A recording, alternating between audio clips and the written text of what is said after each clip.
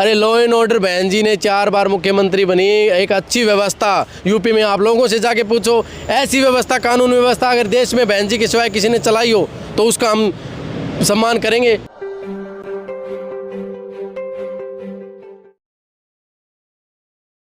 BJP और कांग्रेस के अलावा बहुजन समाज पार्टी भी लगभग 70 सीटों पर अपने प्रत्याशी उतार रही है। मेरे साथ नई दिल्ली से बहुजन समाज पार्टी के प्रत्याशी अरविंद केजरीवाल की वो सीट है, प्रवेश साहिब सिंह वर्मा, ये सब जो है प्रत्याशी यहाँ मौजूद नई दिल्ली में चुनाव लड़ रहे हैं। सर, आपके सामने तो दिग्गज ही दिग्गज हैं, तो कैसे चुनौती को देखते हैं आप?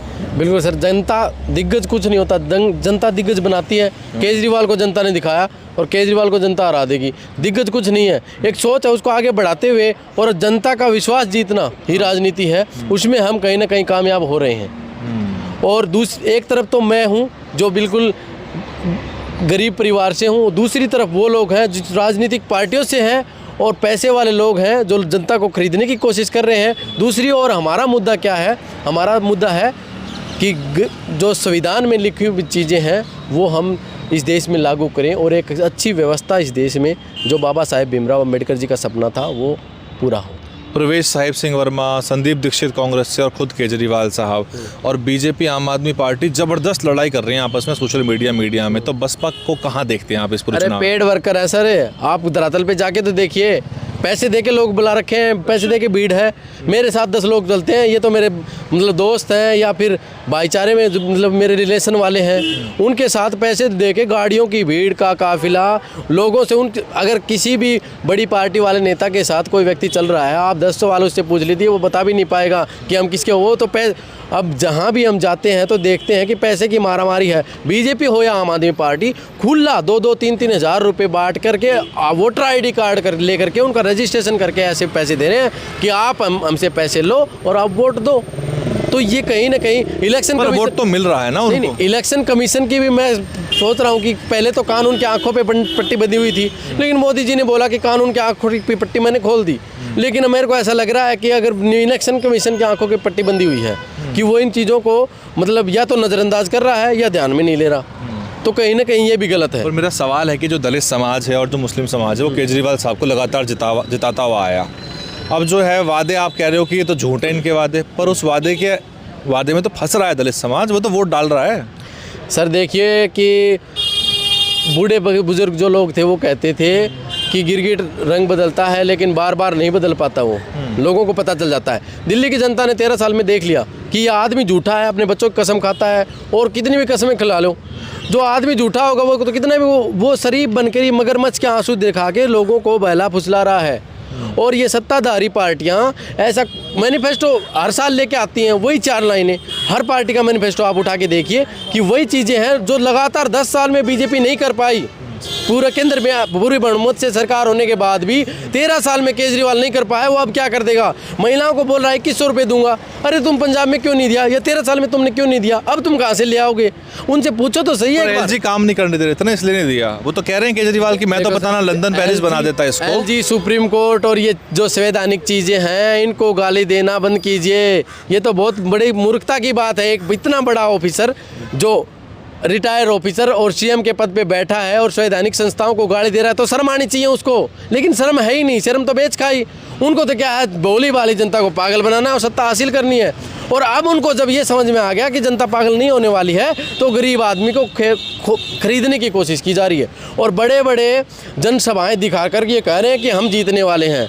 अरे बिल्कुल आंखों में आंखें डाल के केजरीवाल जी ये कालीबाड़ी की झुग्गी में मेरे को मिले थे।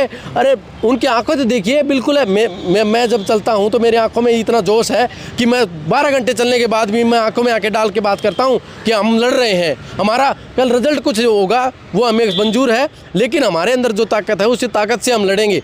और वो आदमी की तो नींद उड़ी हुई है कि मैं हार न जाऊं। उनको पता है कि दुकानदारी ज़्यादा दिन नहीं चलेगी, कोई चीज़ है उसको हम ज़्यादा दिन थोड़ी नहीं चला सकते हैं। तो ये केजरीवाल जो है उनका विकल्प क्या है दिल्ली में? मतलब सरकार जाएगी तो किसकी आएगी? आपकी तो स्थिति जो है बसपा की सरकार बनाने की है अभी? बिल्कुल सर, सरकार बनाने की स्थिति क्यों नहीं है? अरे लॉ एंड ऑर्डर बहन जी ने 4 बार मुख्यमंत्री बनी, एक अच्छी व्यवस्था यूपी में आप लोगों से जाके पूछो, ऐसी व्यवस्था कानून व्यवस्था अगर देश में बहन जी के सिवाय किसी ने चलाई हो तो उसका हम सम्मान करेंगे। लेकिन ऐसा कोई भी लीडर नहीं है बहन जी के सिवा जो दलित पिछड़ों की बात कर सके और उनके हक अधिकार के लिए लड़ सके। ये पार्टी हमेशा हमेशा के लिए धरातल पर काम करती है। आज नहीं, जिस दिन से बनी थी, बाबा साहेब की, भीमराव अम्बेडकर जी के विचारधारा पर काशीराम जी ने जो राह दिखाई थी, वो राह पर ये पार्टी अभी भी कायम है। तो और नई दिल्ली में सर कैसा विकास है? झुग्गियों वगैरह में गए आप, कैंप्स कुछ वगैरह भी में? विकास नहीं है सर। झुग्गियों में सीवर का पानी पिलाया जा रहा है लोगों को। कौन सी झुग्गी में? सारी झुग्गियों में, एक भी झुग्गी आप जाके देखो। नाम बताओ। अरे कालीबाड़ी की झुग्गियाँ, ये रेल कोर्स की झुग्गी हो गई, ये रेलवे कॉलोनी की झुग्गियाँ हो गई, या कितने यहाँ 30 से भी ज़्यादा धोबी घाट हैं। हर घाट पे मैं गया हूँ।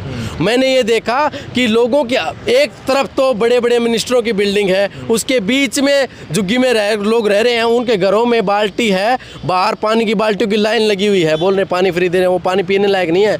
अरे गरीब के घर में मिलने वाला राशन कोई नेता एक बार खा के तो देखे। 10-10 बार धो के लोग कैसे कैसे भूखे पेट रह के है, भूख में, पेट में भूख है तो वो खा रहे हैं अपना जीवन यापन करने के लिए। अरे आज़ादी के 77 साल बाद भी जब दलित का, गरीब का विकास नहीं हो, अब क्या कर देंगे ये? सत्ता तो बीजेपी की भी आई, कांग्रेस की भी आई। अब बाबा साहेब भीमराव अम्बेडकर का नाम लेते हैं, ये पोस्टर लगाते हैं सिर्फ दलितों का वोट लेने के लिए, उन्हें गुमराह करने के लिए, लेकिन उस विचारधारा से नहीं है। चाहे कांग्रेस हो, बीजेपी हो या आम आदमी पार्टी हो। परिणाम क्या देख रहे हैं आप? क्योंकि अब 8 तारीख को परिणाम आ जाएगा, आप केजरीवाल साहब के साथ चुनाव मैदान में, और भी बहुत सारे प्रत्याशी हैं। आपको मालूम है ना, आपकी सीट पर सबसे ज़्यादा प्रत्याशी दिल्ली में लगभग मौजूद हैं। हाँ, 24 से प्रत्याशी यहाँ से हैं। लेकिन मैं एक बताना चाहूँगा, जो विचारधारा से जुड़े हुए लोग हैं, जो बहुजन समाज को एक्चुअल में ये जानते हैं कि ये सामाजिक लड़ाई बहन जी लड़ रही हैं, वो लोग आज भी हमारे साथ हैं। वो वैचारिक लोग हैं, वो पढ़े लिखे लोग हैं। लेकिन हमारा एक दूसरा तबका जो गरीब है और अनपढ़ है, आज भी मुझे बहुत दुख होता है मैं कि उनको व्यवस्था ना मिलने की वजह से आज वो पिछड़े हुए हैं और शिक्षा से वंचित है, इसलिए वो ज़्यादा नहीं सोच पाते। लेकिन ये जो लड़ाई है, सामाजिक लड़ाई, ये एक दिन उस मुकाम तक पहुँचेगी कि देश याद रखे। क्या लगता है, जय भीम बोलने वाले केजरीवाल साहब को इस बार दलित? अरे जय भीम क्या, जय श्री राम बोलता है। वो तो राम मंदिर में गया था। फोटो है उनके घर में तो बाबा साहब की। अरे फोटो क्या होगी सर, बाबा साहेब भीमराव अम्बेडकर का जो पोस्टर लगा के या भगत सिंह जी का पोस्टर लगा के, उन्होंने कभी इनकी आइडियोलॉजी पढ़ी है? भगत सिंह तो किसी धर्म को मानते ही नहीं थे। लेकिन ये तो उनकी सरकार चली गई, आतिशी जी ने बोला कि राम राज लाएंगे। केजरीवाल जी जब तक यहाँ इस कुर्सी पे नहीं बैठेंगे, हम कुर्सी पे बैठेंगे ही नहीं। भारत जैसा शासन चला रहे हैं। अरे हमें राम राज नहीं चाहिए, हमें संविधान वाला एक धर्मनिरपेक्ष देश है ये। हमें ऐसी कानून व्यवस्था चाहिए जहाँ सामाजिक न्याय हो, हर व्यक्ति को हक अधिकार मिले, और एक ऐसी व्यवस्था जो संविधान के दायरे में हो, उसी पर काम करने वाले लोग चाहिए। हमें राम राज नहीं चाहिए। बहुत शुक्रिया। सुन रहे थे आप वीरेंद्र जी को। अरविंद केजरीवाल को चुनौती दे रहे हैं और उस सीट पे बीजेपी, कांग्रेस के अलावा और भी बहुत सारी पार्टियों के प्रत्याशी हैं। बहुजन समाज पार्टी जो लड़ रही है, और झुग्गियों में मैं इनसे कहूँ कि हमें भी लेके जाएं, एक बार देखेंगे कि झुग्गियों के क्या हालात हैं, और उन झुग्गियों में चल के आपको वहाँ की तस्वीर देंगे। बहुत शुक्रिया, बने रहिए और सब्सक्राइब करिए। DNN हिंदी को सब्सक्राइब करने के लिए दबाएं लाल रंग का सब्सक्राइब बटन और घंटी का बटन दबाकर ऑल नोटिफिकेशन पर क्लिक करें। चैनल को जिंदा रखने के लिए नीले रंग का ज्वाइन बटन दबाकर चैनल को आर्थिक सहयोग करें।